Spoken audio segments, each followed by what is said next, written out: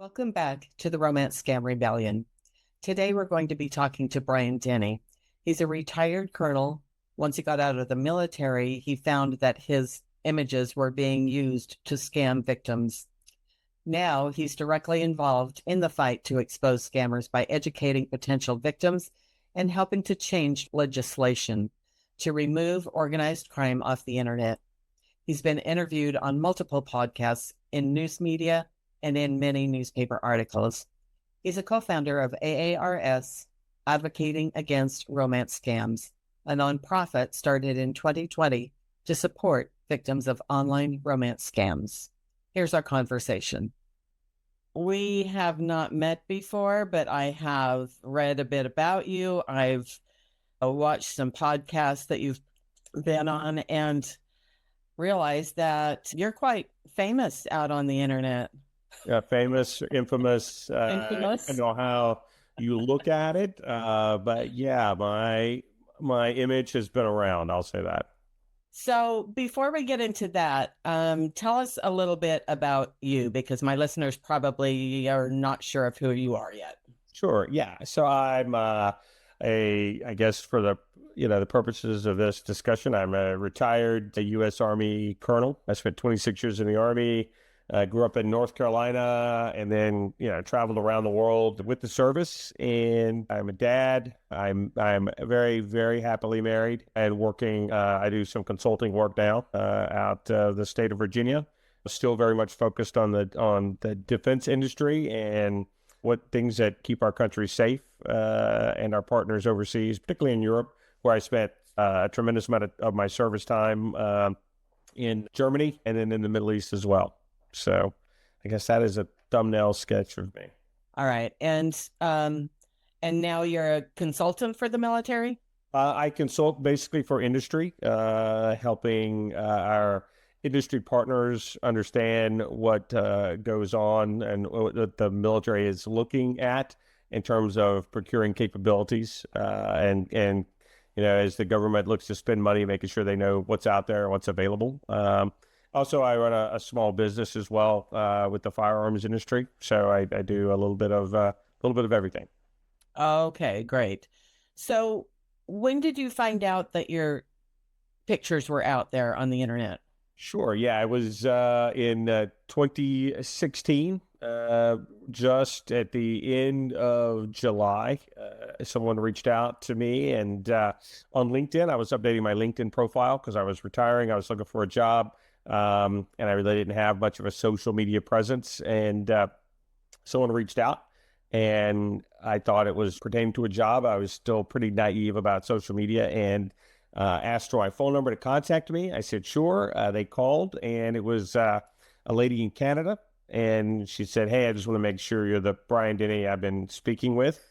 And I'm like, nope, no, it wasn't me. And like, well, I'm going to send you a couple of things. And she sent me pictures that were of me, of my son, and at that time, my wife, and said, well, you've been texting me, and your wife apparently has passed away. You're divorced, or you're a widower now, and you're in Syria, and you and I are fixing to spend some time together. I'm like, I have no idea what you're talking about. She said, well, I'm going to send you something else. And she sent me a couple of plane tickets with my name on them that showed I was flying from the Middle East to visit her in Canada. And I'm like, this is not me. I don't know what this is about. And she said, well, go on Facebook and type your name into the search bar and see what you see. And I did that. And then there were, double digits of Bryan Denny, exact same spelling, same picture, and almost every one of them just replica profiles, all with my name, my picture. And she's like, yeah, I've been talking to this one guy, and that's pretending to be you, and I just paid for your tickets to come here. And I was like, okay. So that's chillingly enough how it started. Now I found out my images were being used. Until then, I had no idea. I had no idea what a romance scam was. That's what I was going to ask you. Yeah. Had you ever heard of a romance scam before that? No, had no idea what a romance scam was. A lot of things go through your mind, like what else have I lost? What is my bank account secure? All these kind of things. And yeah, and it was just, the only thing I had lost was about 12 images that some of which were government images that were used that the Army took while I was deployed or in Germany, resettling the unit I was in there. And then some of them were personal photos of my family that I had just taken about 30 days prior. And some a couple of weeks before that. But yeah, I had no idea what a romance scam was or how much I would learn about romance scams in the coming years. Much more than you wanted to. I was so naive. I thought, well, I'm just going to get in touch with Facebook and do the reporting. I learned that there's a reporting process, and I'm like, I'm going to engage that, and they're going to take these off, and this will be done in no time. And that wasn't the case at all. Yeah. And did you get any response from them? So back in the day, when you reported a profile, you got two responses. One was, "Hey, thanks for reporting this. We will investigate it and get back to you." And then you got a follow-up note saying what action was taken. And in almost every case, it was no action was taken. We found the profile does not violate community standards and the like. So almost at no time was there any real satisfaction that we were, winning. And this is looking back, to 2016, that we were actually making a dent. There were always more fake profiles that would remain up than there would ever be taken down. And just, so it's really frustrating to know you're going to report 100 profiles and at absolute best, 33% would be taken down. And that was when we had a pretty good relationship with Facebook and ultimately a number we could call and talk to a lady who would take action and remove those profiles. But I'm getting way ahead there. But yeah, it was never very satisfying, the reporting process. It just doesn't work. And And their whole process of eliminating, scammers is based on audience participation. So if no one reports it, then it stays up there. But in reality, even if they know who you are, they certainly knew me at one time. No matter what I would report, still it made very little difference. and how many times have you reached out to them on every one of those photos, or at some point do you just throw your hands up and say, "There's Yeah. really nothing I can do"? Well, yes, all of the above. So I labored under the "I'm going to report this and take care of this myself" mentality till about November, and then Kathy Waters reached out to me. Kathy is my partner at advocating against romance scammers, and she reached out and said, "Hey, I think my mom's friend was scammed." And I want to confirm that was your images. And we talked for a bit, and we did in fact come to the conclusion that yep, it was my image that was used. And Kathy jumped in, and we started a letter writing campaign, and funded a not-for-profit. But initially in discussions with Facebook, and I do kind of target them a little bit, and because that's the only social media platform I was on at the time. And certainly they are the largest social media platform. So I thought if we could help them fix themselves or see where they stacked up in the community, they would want to take action and want to create a safe space for people to come and talk to and cooperate. And I thought they would be happy for the help. Again, that was way off the mark. Yeah, we thought they had integrity back in the Yeah, day. I kind of counted on that. And at one point they said, "Hey, give us the 12." And within about 60 days, it was 23 photos, I think, that, hey, these are photos of mine that have been used to start fake accounts. I have made them all private. I've gone back in, gone through all the, checked all the traps to make sure my stuff is private. But if you could, prevent new accounts from being started with these images, and like, yep, give us those. We can do that. And that's a way to reduce this. And so we provided them the 23 images, and it's hard to say that, we kind of went on a month, 2 months, 3 months and saw no change. And yet there were still fake profiles being, produced with those exact images. And they're like, well, it's hard to prove how effective we really are because, if we're effective using and saying no one can use these pictures, then we don't really know how many accounts never got started. Like, yes, but you can clearly see that there are accounts being started and there are just as many fake accounts out on the net as there ever were. So it tells me we're really not doing much of anything. Like, well, it's if you shade or crop the images, our AI doesn't pick it up and doesn't identify it as the same picture or you. I'm like, okay, well, and so Kathy and I set about and we cropped, shaded, reversed imaged, a number of the very most common photos used, and those still and we created fake profiles with them, and the profiles, the pictures, no matter how we shaded them or cropped them, if we didn't really distort the images, the AI would still go, yeah, that's Bryan Denny, and these are the friends that we recommend you associate with. And they were all guys from Lagos, Nigeria, that had used more images of me than I had ever used in establishing my own profile. So the whole AI won't be able to pick this up didn't really work. That didn't even sound right when you said that. I thought, no, there's no way. yeah. That's a lot to jump in on, but yeah, we've a lot of scar tissue and a lot of emotion in talking about how do we keep people from being scammed, and it is a frustrating effort to work through the social media giants to get them to take action, because it's all carrot. They're making money, they're advertising, and when you can say, hey, I've got this many people on the platform, if you show a downtick, and how many fake profiles are out there? Is it 5% of everybody of the profiles, or is it 10, or is it 15, or is it 20? When you show a downtick, yeah, yeah. So it is. It's certainly a tremendous amount, and that may not be the best news for investors.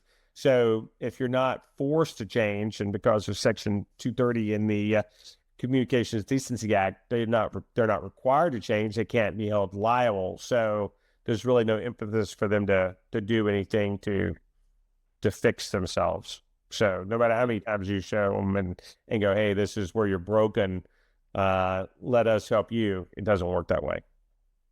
So how long did it take for the second woman to reach out to you? It was almost simultaneously. I mean, once it's, oh my gosh. Yeah, that's a great question. Nobody ever asked that question. Once I've learned where to look and go into messages, and where you've got, there's a section of messages where people want to, talk to you, but you're not friends with them, so you can't actually see them. You have to go over and look, message request. And so I went over and I started noticing, like, every week, and then it was every day, multiple times a day. Different women, all of this? Different women trying to confirm, hey, have I been talking to you? Is this what's going on? And where did you go? We were talking about something, and I'm like, hey, I was always like, I had a standard message. Hey, I'm sorry this has happened to you. You've been talking to a scammer, and kind of going from there. But it's not the best. It was hugely frustrating. And I got mostly very nice people who were just trying to sort out where they were, what was going on, why this was happening. My wife really gets the rough ones, because people know, as soon as you're associated on social media together, they targeted her, and she's often in the storyline. She's an evil person, won't let me divorce her, has all the money. And so they'll come at her with threats. You can imagine how this plays on your emotion. I still travel for business. And, 2 years ago, the first day I get to Poland, my wife gets a letter from a lady in Poland saying, woman to woman, I want you to know your husband and I have been in a relationship for several months now. I want you to divorce him. I've talked to your son. He wants his dad to be happy. He knows we're just married because you were pregnant and it's time for you to let him go.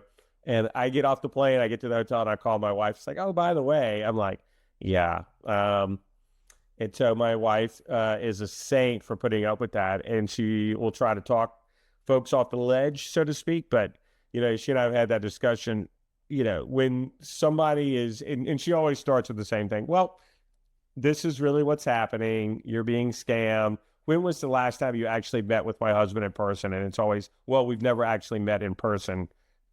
We've just been talking online, and like, okay, so that's it. So, but when you want to believe in this bad enough, and you need to believe in this bad enough because you're at a vulnerable part in your life, and you're searching for something, a communication, a connection, then it's hard to talk people out of this. It really is. And I've tried to do it. My wife's tried to do it, and knowing that it's just really difficult when somebody wants to believe, because It's almost impossible. it is. And they'll go, well, you're part of the scammers. In fact, we went so far. I've talked to ladies in Australia, two ladies that donated, gave to scammers, were robbed by scammers. I shouldn't say donated. We're like $600,000. One of them still could not believe it wasn't me, or we hadn't talked. And going back to my partner in this, Kathy, her mom's friend, still thinks, well, Bryan knows those guys, right? I mean, Bryan's in touch with them. Like, there are no guys. There are no one set of guys. This is organized crime. This is gangs. This is how people sustain themselves out of an internet cafe. So it's not like you or I sitting in front of your home computer by and large. I mean, so this is, and so it's hard to track down, even if you can bridge the huge barrier, water barrier between us and Africa, and can reach out and talk to their law enforcement officials who, quite frankly, I've come to believe are no happier about any of this. But what's to be done? I mean, their IP addresses go to computers and cafes, and anybody could be on those computers any time of day. And this is a cheap way to make a living. I mean, if you write 100 people, you may get 15 to 20 to respond. Of those, you may get 2 or 3 actually give you some money, a telephone SIM chip or something, a gift card. Then that's success. You've benefited by it, right? And how long did it take to cut and paste a bunch of messages and get down to the 10 to 15 that you'll really be able to have a dialogue with and see where that goes? So let's go back to when this first happened. Did your wife ever have any suspicions about you and what you were doing online? Well, or did she understand? So yeah, I did say it was my first wife who dealt with this from the get-go, and it was, yeah, I was married for 26 years, my first wife, and she had a hard time understanding why this was happening and what was going on. And, with so many people coming out of the woodwork to tell her that this was happening, it becomes like, well, I don't know what's true or not. I'm like, okay. I mean, and so that becomes problematic. And so that really affected your relationship. Oh yeah, yes. I mean, was that the demise? Yeah. People that I work with, people that I know, my kids, I mean, they all know it's a couple of my kids, and they only really talk about my son because he's in the pictures when this started. They don't talk about the rest of my kids, who, one of which shuns social media entirely. My son shuns it. And, because he's forever trapped as a 13, 14-year-old, because that's when the pictures are. He's considerably older at this point. He's got his own life, but he is like my daughter's very aware of what's going on. And, this is something you start to disclose to people right off the bat. And so, yeah, I went through a divorce, and then I started dating again a couple of years afterwards. And, this is one of those things. What is it that I should know about you that I don't know? Well, if you were to Google me, you would find this out. It's like, okay, well, I'm tracking that. And we dated and it got pretty serious. And it's like, you should post stuff about us. And I'm like, I don't want to do that because you can't take it back, right? Once you post and that picture's out there, now she becomes the She's the bad guy. first wife they wrote off as died. This wife, they like, oh, she's a horrible person. They, the stories that will be generated and stuff. And I said, you can look away and not see it. You cannot respond to the messages, but I'm like, you can never make them not message. You'll have this. This will happen for the rest of my life. This will happen for the rest of my wife's life. This will long outlive me. And very early on, like I said, most of the women that have reached out to me have been understanding, and I get the nice ladies trying to reset their compass. I mean, since we've been doing this for a decade, I've blocked maybe 20 people who were just, I know I need to talk to you. I really want to see you. I know where you live. Because you can really search and find out all this stuff. I want to link up. I'm in your town. And like, those are the kind of folks that you'll not be able to dissuade. Or I just want to see you and your wife together. Like, okay, no. But it is, it's a thing. I get that kind of stuff, and you have to explain that kind of stuff. And, So pretend like, because I was scammed, right? Do you know that about me? Yes, ma'am. So pretend that I was one of your victims. Right. Why can't we be friends now? So that's a great question. And so many ladies early on said, hey, I want to help. How do I do that? And I'm like, well, just go in and report any of the fake Bryan Denny's you see. That'd be great. But very quickly, it became, well, let's talk. Let's be friends. I already know you. I'm like, you don't know me. You know someone who was pretending to be me, and you have a relationship with that person that's based on a bunch of lies. We can't be friends because you don't know me, and it's not productive for me. It's not productive for the lady to be involved with someone who, an image, she's had this whole scam thing going on, and then she's figured out, okay, this is the real Bryan Denny. I want to be friends with you. That it's not a healthy place to be for the victim. I think the best thing a victim can do is say, I got scammed. I'm going to tell people about it. I'm going to suck it down. And I know I'm embarrassed. I was hugely embarrassed by all of this. And it's just my pictures are being used, but hugely embarrassing for me. But you have to kind of, I say, have that come to Jesus kind of thing where you go, this is what happened to me. And I'm tougher now. I learned something. I'm moving on with the rest of my life. I'm not going to let this be the defining moment for me. I think there's something hugely powerful. That's how I typically deal with things. And I think that's important. And it's one of the reasons when Kathy reached out in November 2016, she's like, I want to help. And I'm like, okay, I've been down this road before. You're going to want to talk. You're going to chat. You're going to want to, spend a lot of time us talking. Like, I have a family. I'm trying to focus on my family.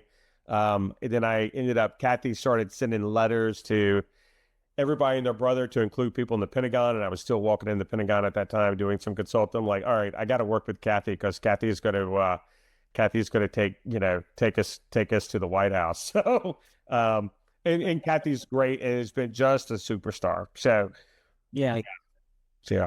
Wow. Is there any victim story that still kind of haunts you, or are they all pretty much the same? They're all the same, which is haunting in itself. They're all the same in that there's a person who is, in a vulnerable point in their life. And often, and Kathy will tell you that my demographic is changed. There's a lot of younger people that are affected by this now, but typically it's, people that should be enjoying the fruits of their labor in the last of their working years with their spouse. They've accumulated some money. They should be looking at, what's to come, and they have maybe lost a loved one or something like that. I mean, there's been a loss there and they're lonely and they try to fill that void, and people shouldn't be punished for that.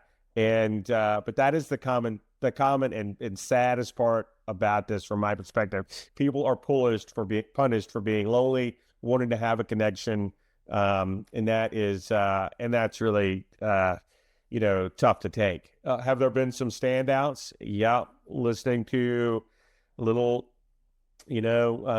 ladies well into the retirement age who have mortgaged their house, lost their house, given away their kids' inheritance, and now have nothing left, and they won't live long enough to ever recoup the losses or make good. And now they've got to tell their kids, not only, that was your inheritance, but I need a place to stay. And that happens. People give away everything. They've mortgaged everything. There was, there was That happened to me. yeah, I mean, I'm preaching to the choir. Yeah, you are. We were set up to be the lead article in, I want to say, in a pretty popular newspaper, and we were set up to be the front. And where was it? It may have been Dateline. And we had a really good interview series here at my home. And the backstory was about a lady who was married, had been in a romance scam with an individual, and had basically given away the family's, the family's money. And her husband was aware, was tracking it, and the story was going on. And all of a sudden, for one reason or another, it became too much. And the husband, took his wife's life, took her father's life. He was living with them, and then took his own life. And I don't believe, while that's one instance I could reference, I don't believe that kind of violence is unique. I think that happens more often than not when people find out they've lost their spouse because they've, may have done this or given away all their money, and then suicide on top of that. When you realize this has happened, and there's, as well as what recourse do you have? I mean, I go back to talking about it and understanding that you're not alone. You're not the first person this has happened to. You're not going to be the last, despite a lot of great people trying to educate folks about it.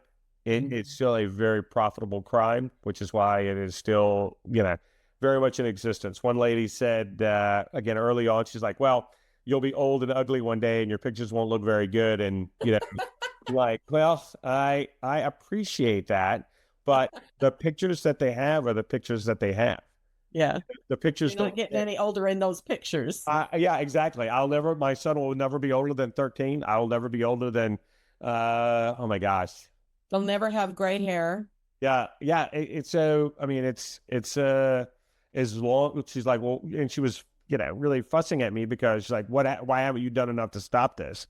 I said, the thing I would tell people to do is do not give money to strangers. All right. Easier said than I learned done. I was just something I learned as a kid. And then it occurred after saying that for years, don't give money to strangers. The reality is when you give money to somebody online, they're not a stranger. You believe, because typically we're good and trusting people. We believe we know them. We believe and they've built that trust. Yeah. Long before they ask for money. Right. So you trust that this person is who they say they are and all of that. Right. Have you become aware of any, like, AI? Have they made you talk now through those pictures? So I haven't seen any AI. Well, I have seen some images that have been edited. I know that anytime I've done any kind of podcast, like I used to, would be very leery about doing any podcast or video that was recorded, because it is, as sure as we're sitting here, they will take this and manipulate it to make it look like change the background, make it look like I'm somewhere, trying to conduct a phone call, with an intended victim, um, and if the speech isn't great or it's a little off track, easily explained by poor cell connection, poor internet connection. I'm in a secret location I can't share, which is why the cover as a military person works so well, because I'm doing something top secret away from here and I can't really tell you what that is. And, it's a little strange to most people, but I need you to send me, sign these pieces of paper saying I have a place to go to while I'm on leave and I need $500 for a plane ticket, or I've been wounded and I need money for medicine. If you're in the military, that's ridiculous. None of that matters. But if you're not, this all becomes like, oh, okay. So Yeah. believable thing. A believable, and it builds, again, if you don't know how fake it is, it builds credibility towards a story. So how do we stop this? What do we do? Yeah. The Well, $64 question. I go back to the whole don't give money to strangers, but that's, as you know, it's easier said than done. I think certainly a change in the 230. I don't know that, scrapping the 230 is the way to go, but I think there is a part of it. And the 230 basically says, if you own the social media platform, you cannot be held liable for what gets posted there. But I think, and that was to help create the growth of the internet, to get it up and running. And we are well beyond that at this juncture. And so I would say, if you've been made aware that someone is selling drugs, if you've been made aware of other illegal or illicit activities that are taking place on the platform, and good due diligence has been done to try to explain, hey, my pictures are being used. I would like no more profiles to ever be established using my pictures, and I would like these accounts to come down. And at one point, we met with Facebook 3 times in person and 5 or 6 times through a video teleconference, to a point where they assigned someone at the home office in California that we could go, hey, we've reported the following profiles and they are still active. Would you take them down? That person would go in and take those profiles down. But that meant they've got to have a human in the loop. They've got to have somebody to take action and somebody to do that. And that was a good thing, but it is time consuming for them. They have to dedicate a human being to do it. They do it for me, they have to do it for everybody else. And so it quickly, fell out of favor as something they wanted to do. And they kind of gave us the cold shoulder. So I go back to your question. What could we do? We need to ask our elected officials to change to 230. So there is a bit of stick that goes along with the carrot for social media giants who are seeing just profit, but understand that they have an obligation to their base, the people that are on their platform, to safeguard them from fraud to the best of their ability. So, and again, I don't think I'm asking for miracles. I said to the best of their ability. When it has been brought to their attention, right, they should be able to do something to protect the consumer, so to speak. So we need to change the laws. But are the politicians willing to do that, simply because don't these giants put a lot of money in their their campaigns? Sure. So Kathy and I went on the speaking tour in D.C., and we were between the Senate and the Hart building any number of times. We've been up maybe 6, 7 times at this point, always meeting with 2 or 3 elected officials based on what seats they held and what departments. And one of the very first times we were up there, we were meeting with a staffer in his early 20s, who, as we sat and talked, had a keychain with his office keys on it. And on his keychain was a little Facebook fob. And I'm like, yeah, this is a complete waste of time. Where you're talking about an organization that dumps, more money than you and I can imagine into campaigns to have people in positions of authority and power to go, yep, this is for the good of the country, to not, manipulate social media. This is a First Amendment issue, which I absolutely think it is not. This is a crime. And and that kind of thing should be, should be immune from the First Amendment. But yeah, it's been largely frustrating. Occasionally, we'll find somebody who's heard of romance scams and is interested in taking a position on it. Um, that said, we've been doing this for 10 years. Yeah, that doesn't give me much hope. And Yeah. and then, we hear about all the scam compounds in Cambodia and all that's being built over there. Yeah. I mean, it's going to be devastating. All of the US's money is going to go to Cambodia. Americans aren't going to have anything left. And it's not just the older generation at this point in time. It's anybody with any sort of funds at Yep. all.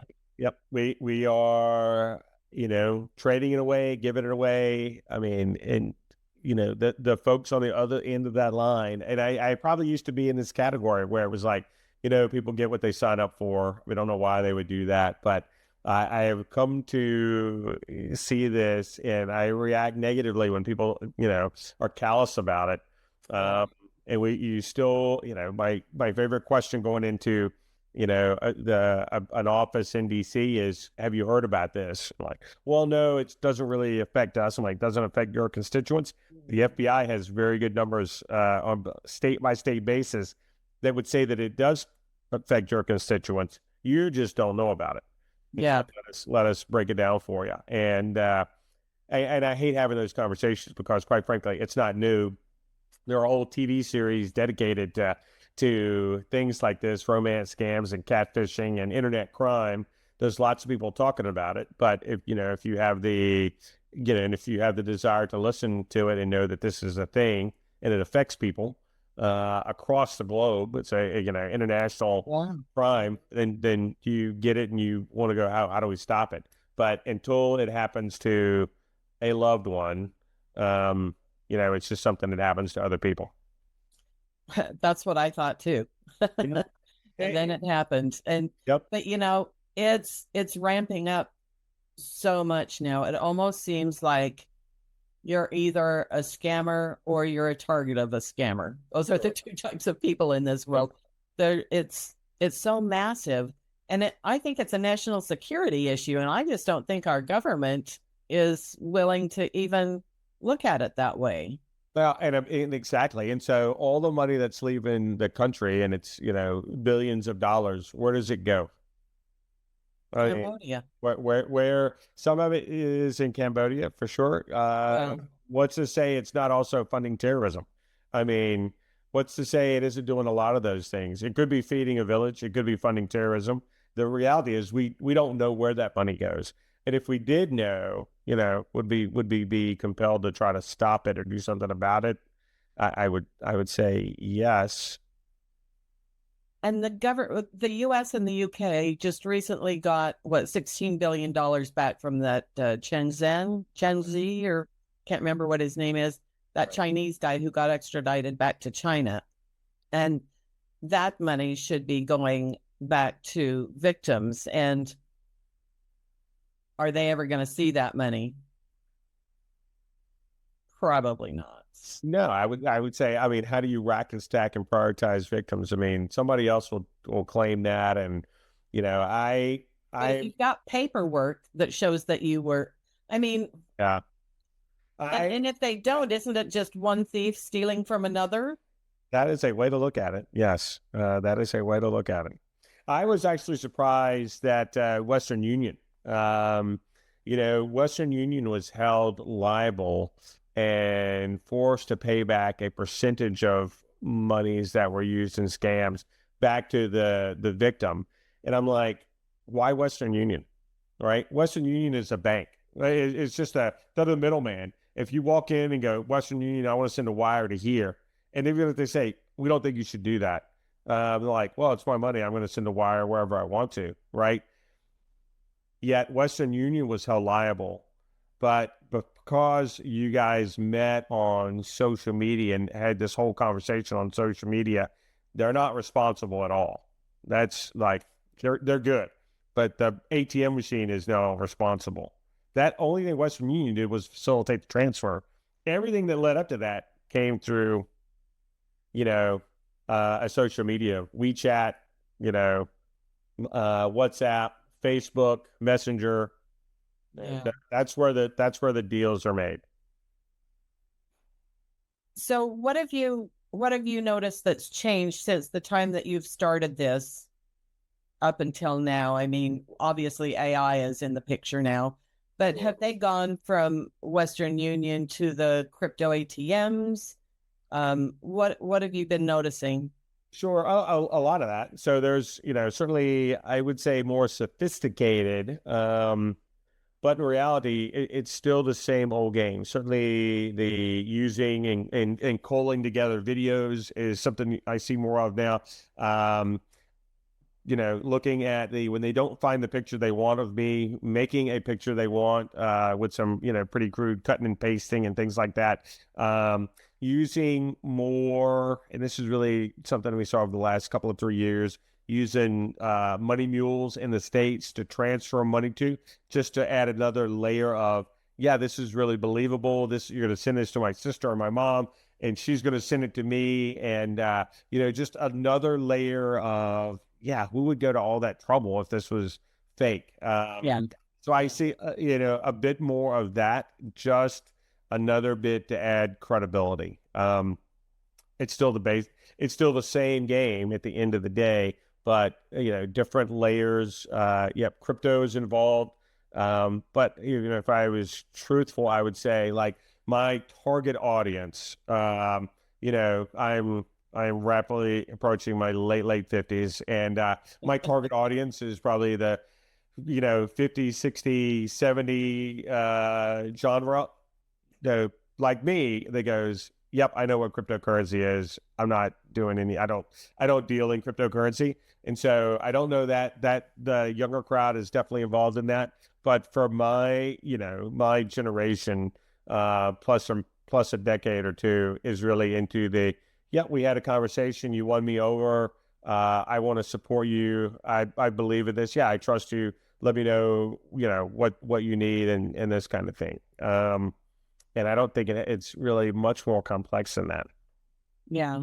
So it's, yeah, and I see the same, it's kind of like the same patterns. They've just got new tools now, Sure. new different ways to do that. Yes, ma'am. So, um, you are now a co-founder of the nonprofit. Tell us a little bit about that and Sure. how, and you've told a little bit, but let us Yeah. know what you do. So Kathy and I founded Advocating Against Romance Scammers, and in an effort to do one of a couple of three things. One was to educate people, and that's the thing we can most easily do by talking about romance scams, letting people know what's going on, letting people know it's a real thing. In every speaking opportunity we get, we engage in, and just to share, because the more you can talk to people about it, if you can talk to people about it and prevent it from happening, then that's the way to do it, right? Because everything else, as you know, you're just policing up the backside and doing damage control, and there's Yeah. little, you know, you tell me there's some solace in that in terms of getting that message out and you're now motivated, but you'd be a lot more motivated. You'd be a lot better off if you hadn't lost the money in the farm and everything else. And so we do try to educate and talk to people about it. We wanted to see some justice done where we could, and the FBI opened up a case on me based on the dollar amount that had left the country, and that was really a good thing. Unfortunately, like so many of these things, it died. After it languished over the ocean, and there was no real way to go out and track, hey, who are the people's groups that are doing this? So that wasn't overly productive. But we do like to see justice done where it can be done. And then there's a third aspect of this, and that's just informing people about the 230 and talking about the potential to change the language in that bill that would allow social media giants to be held accountable to a degree. Again, this isn't a big, oh, gotcha, you had one fake profile up and we're gonna shut it down. Nothing like that. I mean, really, it's just, hey, if you know this is a problem, you have to address this problem to some degree, versus lip service. And every time I see any testimony talking about how to change this, it's all, or how to stop this, how to influence this. It all seems to me just lip service. As I learned in the Army, whenever the commander says, "Hey, these are the priorities," great. Now watch where dollars go, right? And if dollars don't go and on a line with the priorities, training or new equipment or whatever, then where is it going? That's really the priority. And so since we talked about this to Facebook in 2016, they opened up a dating site. They opened up Facebook Marketplace. Yet I can't see that anything whatsoever. In fact, I would argue that if anything, the reporting process is worse now because where I used to get notifications going, "Hey, thanks for reporting this profile. We're going to check it out and get back to you." I don't get anything now. Now I can report a profile and I may get something back. More often than not, I'll get nothing back. And I certainly don't get a follow-up going, "Hey, yeah, we killed this profile because you're right. It was violating our community standards. You, Bryan Denny, can only have one profile. And we see your pics and yeah, and now this one's, we're going to get rid of that." That never happens. I think that in order for those guys to take any action, maybe they should be made to have a big pot of money where, like, when I get scammed, if I can prove it, I get to go to them because that's who scammed me. Actually, mine came from LinkedIn, Right. which I never thought that there was a problem with LinkedIn. But if they had to reimburse victims, they would probably start to do something about it. If they had to pay to reimburse victims, or if they had to pay sums of money to educate or do public service things. I mean, not everybody is just atrocious as this, as I would say Facebook is. But group dating sites like Match.com, I really, Katya and I went out, we spoke at one of their seminars in California.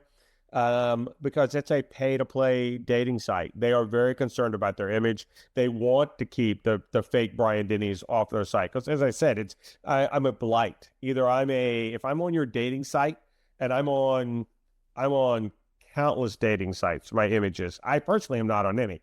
But at one point, we stopped looking at like 57, from Christian singles to Chinese only to blah, blah, blah. I mean, it was just crazy. And like, if I'm on a dating site that people are paying to be on, or any site, it's like, at worst, or at best case, I'm a misconnection. You and I talk, you're like, this guy's not for me. See ya. That's a misconnection, and that's a ding on your site because you don't want that. If at worst, I'm hey, we connected and I scammed you out of money, then that's really bad, right? And so they pride themselves on having and Match.com owns like 7 sites or 8 sites. No, they don't pay me to say anything positive about them, but I can tell you, they took it very seriously, getting fakes off of their site. And I appreciated that. Are they going to be perfect at it? No. But they are genuinely concerned about getting fakes off their site because it's bad. It's just bad business. And if people will stop paying to be on their site. And if people pay to be on Facebook or some of the other social media places, and Facebook was worried about losing their subscriber base, they would probably take it serious too. But right now, they don't care about it because they make money off advertising dollars and the like. And so it helps them to have as many profiles, even if they know how many, 25, 30% are fake. Are we going to get to the point where so many real people are fleeing Facebook that they're just going to be propped up by fake? Yeah, I love that idea. I can't wait for that to happen. I think, there was, before Facebook, remember, there was something called MySpace. Whatever happened to MySpace? It just died, right? Yeah. That was kind of when I was getting into computers, and I didn't even really go there. I never had a MySpace thing. I can just say everybody had one. And then one day it died. I would like to see Facebook die the same, very corrupt death. Yeah. And then and like I said, my kids aren't on it now. They're on other platforms. I mean, I saw something recently that said, Facebook is for grandparents to go to share pictures of their grandkids and for anarchists. I'm like, okay, I kind of buy that because that's what I see on it, and so I am not on it much anymore. I haven't posted anything real about me in years. I have businesses and I have clients, and I would love to advertise where I go as a consultant to support my clients. I can't do that because as soon as I do that, I indicate where I schedule a routine and where I'm at. And that's not good for me. That's not good for my family. And so I have to think about those considerations. Can't you do it once you get back? Say, I do hey, it I when I was get here. back. Yep. Which Yeah. is not nearly as good as advertising. I'm going to be somewhere. Let's link up and talk about business. But I'm like, I can always go, hey, I was there. I hope you saw me. Uh, Yeah. Not nearly as effective. Yeah. So before I let you go, um, tell us what thing not don't send people money. That's where I was going. I knew that was coming up. Yes. You should not give money. What else? What else can you tell people about red flags and what they should or shouldn't do? Listen to the verbiage. If it's too good to be true, it's too good to be true. Listen to look at grammar. I mean, I got a public school, North Carolina education, but I can string a sentence or two together that it makes it sound like, okay, this is legit. Be critical. Put on your critical thinking hat. Put on your, Angela Lansbury thinking cap and go, is this right? Is this true? Do I want this to be true? Or am I going, what tells me this isn't right? And think that through. Think that, think that through before you give money to somebody, because once you give money, they do not want to let you go. And I've seen these get ugly, nasty, threatening. And that's a scary place to be in. I always think, now that I reflect back on what I did wrong, which was pretty much everything, um, the way that I would like people to think about it is, who is it that reaches out to you out of the blue? Right. Is it really, I mean, they're in another state, they're in another country. They're either very desperate or they plan to rob you. Yeah. Those are pretty much the only two options, aren't they? Yeah. And I don't think that you want to be associated with either one. So my advice is getting to be, you just can't engage. I I think that's an excellent thought. And just to get people to think critically about that conversation. Yeah. Would you, if you walked up to somebody on the street and they approached you and started this conversation, where would you be? Would you go, okay, yeah, I'm good with this? Or no, this is too, what am I hearing here? This isn't right. I had very early on, again, like the first couple of weeks of this, I had a lady texting me going, hey, I just need to know, that you're the real guy and could we talk for a minute? And I'm like, I'm telling you, you reached out and found me. I didn't find you. You found me. And you asked me if I was this guy. And I'm like, yes. She's like, I really need to hear your voice. I'm like, okay. All right. And so I'm like, give me your phone number. And I called her. I said, hey, I'm Bryan Denny. You are not in a relationship with me. You have photos that this guy told. She said, well, I'm texting him right now. And he says to hang up, that you're a criminal and you're a scammer. I'm like, okay. I said, one, Yeah. that makes me feel really uncomfortable that you're talking to him right now about me, and and he knows, and now this is on me. I'm like, but think about it like this. You asked me to call you to tell you who I was. I'm telling you, you're texting a guy who's trying to take money from you. I'm going to hang up the phone and I will never talk to you again. That's it. I will never ask you for anything. We will never have another conversation. Right. But that guy's going to keep talking to you because you're giving him money. She's like, I just don't know who to believe. I'm like, you ask me to call you and I'm doing that. Like, I can't help you any more than to tell you, you should not have a conversation with this guy. You should not give him any money. He is scamming you. and I'm going to hang up now, and did. And I never know, but I'm like, yeah, she probably lost. She wanted to believe. She wanted to believe. Well, yeah, and in psychology they call that sunk cost fallacy. Yeah. You've gone for so long Yeah. believing what they're telling you, and you think that eventually they're going to pay you back. So Right. if I just hang in there a little bit longer, if Yeah. I do this, do that, then he's going to come home, he's going to pay me back, we're going to have a wonderful life. Yep. That is so Good, hard to pull people out of. good money after bad. We do it in the military. Well, we almost made it through this wire obstacles, but we all lost all our engineers. We just need more engineers. No, maybe this was the wrong place. Maybe we should have. Maybe we should be somewhere else. But it's the same. It is hard for us to give up on things that we want to Yeah. believe in and we can make happen. So So do you think Mark Zuckerberg will ever be able to redeem himself?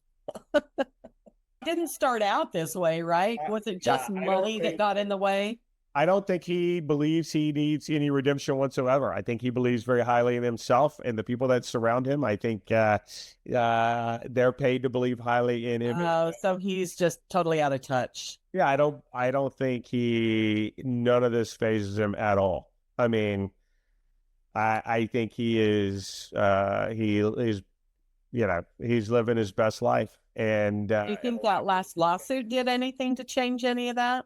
yeah, I mean, how much money would you have to take from a guy who's worth billions of dollars and Well, somebody finally did it to the cigarette companies, right? And to OxyContin people, sort of, sort but of. they're still out there. Yeah, I mean, how many years have we had? You mentioned tobacco. Tobacco is still very popular in many parts of the world. North Carolina? Well, yeah, in North Carolina is probably one Do of them. But when do I you say the world, grow? I mean over in Europe, where I spend a lot of time, the Middle East. I mean, it's like, yeah, we're adults; we can do what we want to do, and Yeah, smoking is one of Asia. those things. So, yeah, it's not unheard of. But you know, it is a thing. Well, will he ever redeem himself? I don't think he has a consciousness that thinks that he needs redemption. I think he thinks he's fine. He provides a service, and people sign up for that service. So Yeah, I guess if people stop signing up for the services, that's that's when when it they'll would start matter. to worry. That's when it would matter. Yeah. And maybe, hopefully what you said about Facebook becoming MySpace, hopefully it's headed in that direction. Would not hurt my feelings, but yeah, Yeah. yeah, yeah. Bryan, thank you so much for giving me a day in the life of Bryan. I mean, it's like, I'm so sorry that that is your life now. I do not. This doesn't define me. I still get out and do great and wonderful things. And But you're not mean to the ladies that contact you, are you? am I mean to them? Yeah. Because you've been doing this for so long. I mean, I can imagine that you've got some pretty thick skin by now. No, like I said, I think in my demeanor and everything I kind of said, I see, I mean, quite sympathetic to people that have been caught up in this. I mean, it's horrific. And yeah, what people, don't need, hey, one more guy yelling at them. I mean, that's not the intent. Our intent is to try to provide people an outlet and get them pointed in the right direction and this kind of thing. So it's a lot of cleaning up after the fact. I wish it was different. And I'm sure we make a difference and keep this from happening to some people. It's hard to say how many people are saved by what we do and don't end up in a scam. But, as long as we believe that we help people avoid this kind of thing, we'll be doing it. Yeah. Well, I appreciate your willingness to come on and be on this podcast. I don't think that your victimization is really thought about as much, but you're more of a victim than I am because it hit you broadside. You had no clue Oh yeah, it was coming. it's full on. Yeah, and I'll be speaking about that in this week. Yeah. And yep, up in DC. So I did finally get a hold of the real guy that I had been searching for as well. And it pretty much went the same way as yours. I mean, he was nice. but it was like, I'm married. He has like 6 kids. He's got a grandkid, well, some grandkids. And it was just, I mean, he at first, just kind of cut it off and blocked me. And then I went a few months later when I decided to do the podcast. I said, hey, sorry, I know you don't want to talk to me, but I'm just going to let you know now that I'm doing this podcast and your name and your likeness may come up. And so he reached out and he was very nice. In fact, we at one point were kind of thinking of collaborating, but then he backed out of that, which, is probably a good idea. But because he gets messages all around, from women all over the place. I know that I really dumped on him. So that was kind of why I was curious about how the women contact you and how it makes you feel. Cause I was just in a really, really bad place when I reached out to him. And like I mentioned, that, you end up breaking up with somebody, once a week. And, I mean, it's emotional and most guys, like, I mean, I never lost anything. But now I'm dealing with this and I'm trying to talk to people. I mean, and it's not just onesies and twosies. It's every day, every week. You can get caught up with this and telling this story and go, yeah, I'm not making any difference whatsoever. And who's really hurt? It's the guys trying to like say it's not me, and sometimes that message is received and sometimes it's not, and sometimes it's, hey, can we just be friends? And it's like, my wife frowns on that, and so Yeah, and you don't want to have a herd of 500 women after you all the time emailing you and stuff. So, yeah, I get that. Now, Yeah. how did I hear that you are one of the most prolific photographs out there? Yeah, Facebook had said, I was the most third replicated profile on social media. And I'm like, okay, that's an interesting stat, but yeah, Wow. not something you want to hear. No, no. All right. Well, thanks again so much. I really appreciate you doing this. Thank you, ma'am. I appreciate it. Yeah. Thank you. Okay. Right. Bye-bye. Bye-bye.